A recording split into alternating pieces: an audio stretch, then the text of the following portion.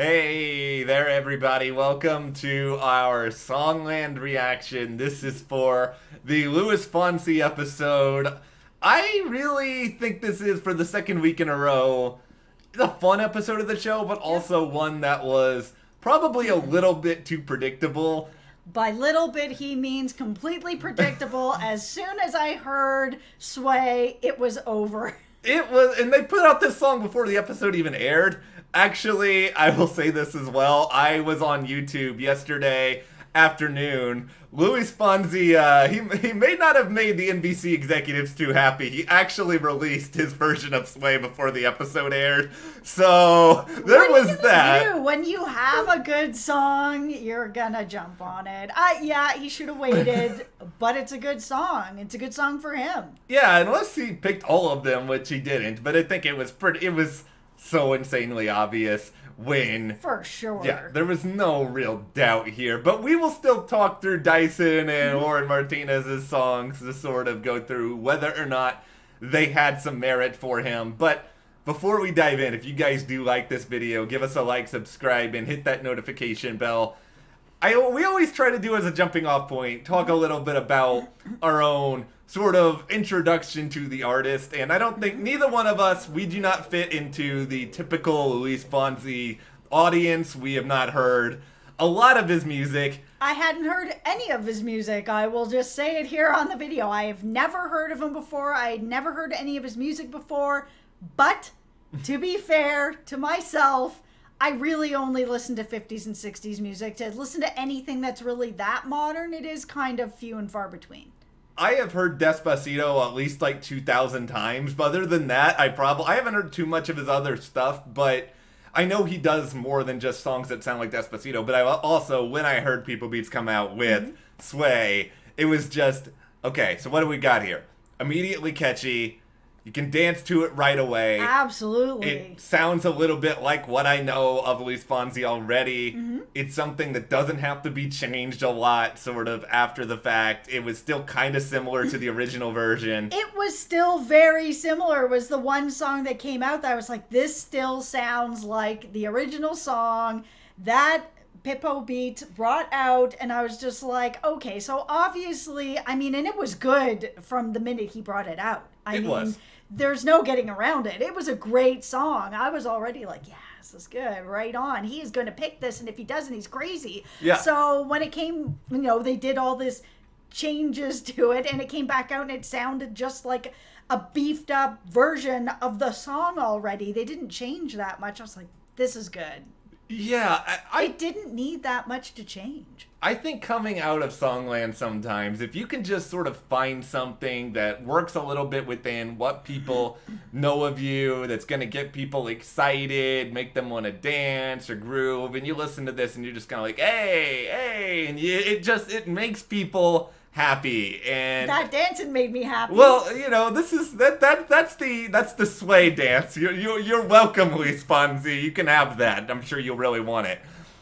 So yeah, I felt pretty much throughout that this was going to be the song, and I put part of the problem here on Songland, and whether it's their casting and their producers, for it just didn't feel like the other artists on this episode were perfect fits for him and the sort of music that he does, and they tried to sort of fit them into it with their like remixed versions, but it never felt like they coalesced perfectly. Yeah, and I mean, even just sort of the ideas and stories behind the two other songs that are kind of like about being in a relationship where you kind of know it's over and you're not ready to let go and this sort of stuff. Like I said, I don't know a lot about him, but even just getting to know the little bit that I did through this process, this is one of the things I really like about this show, especially for someone like me who is kind of stuck in a time warp. This show introduces me to people that I never would have normally got to hear, and now I do, and now I'm like, oh, I'm really kind of excited about these artists. But the little bit that I got to know about them through the show, these two songs just didn't seem to fit in the way that when I heard Sway, I was like, oh man, great song, fun lyrics, just fun. Like, this feels like something that he's going to be able to go out and do and just get everybody up, and everybody's going to be dancing and part of this song. And what a great song. It's just such a good fit. Yeah. The other two just didn't feel like this was the right fit. Yeah, and it just feels like he can really play this well with his audience, which includes like more than 6 billion views on YouTube.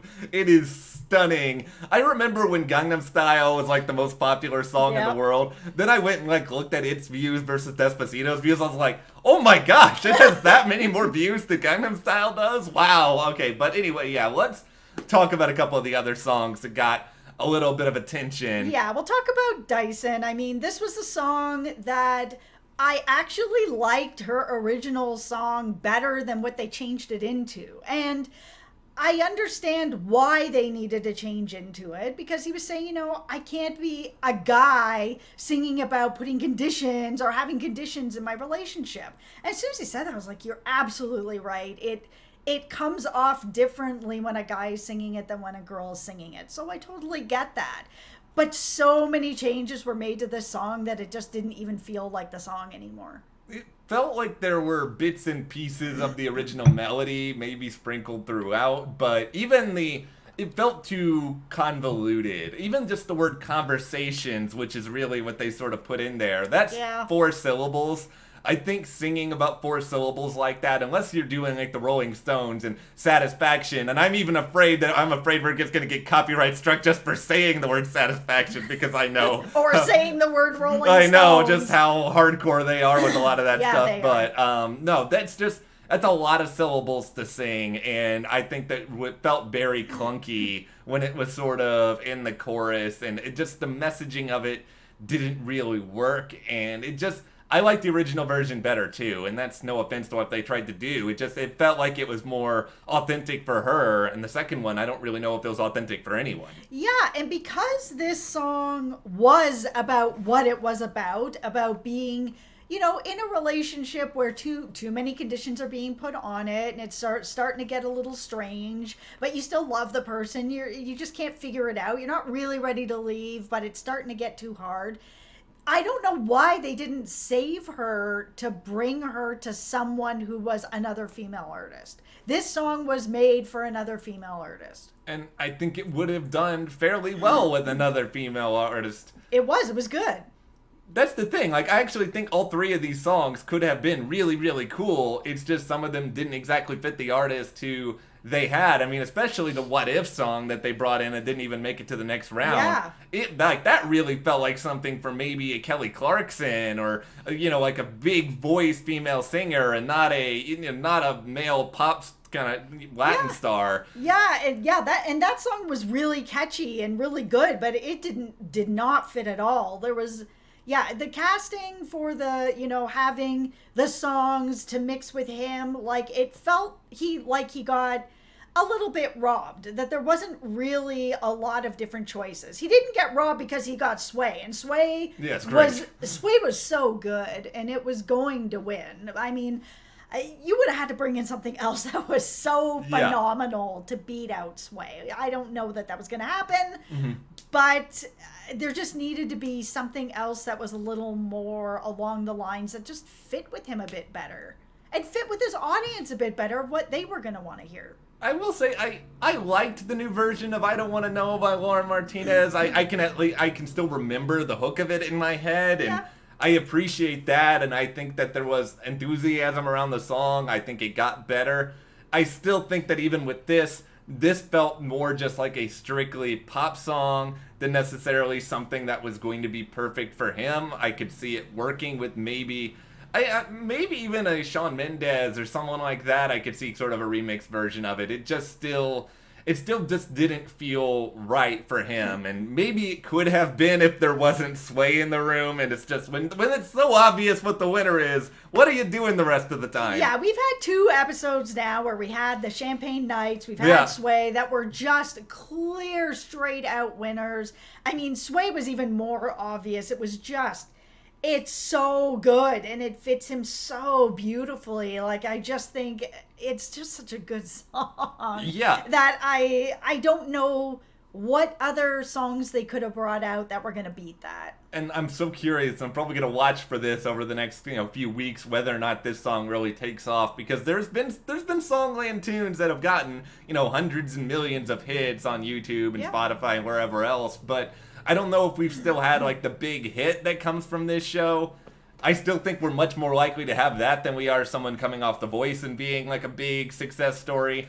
But we'll wait and see exactly what happens. But yeah, and I mean, we're in a time now that, Spotify and YouTube and all these other forms, different platforms are making it possible that you don't have to have radio play anymore to become a big giant star. And we've seen that, all the different sort of Spotify, YouTube stars out there that have more views and listens on their stuff than, is playing on the radio.